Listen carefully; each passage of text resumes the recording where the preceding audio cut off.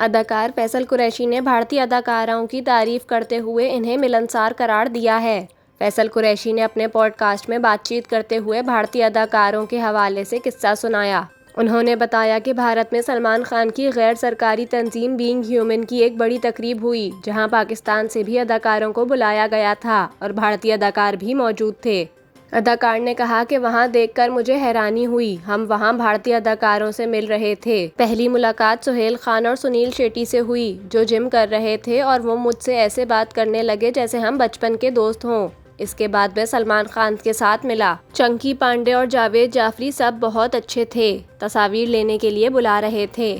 فیصل قریشی نے مزید بتایا کہ بھارتی اداکار وہاں ہلا گلا کر رہے تھے۔ مجھے اپنے پاکستانی اداکاروں میں تھوڑی اکڑ نظر آتی ہے، جبکہ بھارتی اداکار بہت ملنسار لوگ تھے، تو ہمیں تھوڑی حیرانی ہوئی کیونکہ بھارتی اداکار بہت خوش آمدید کہنے والے لوگ تھے۔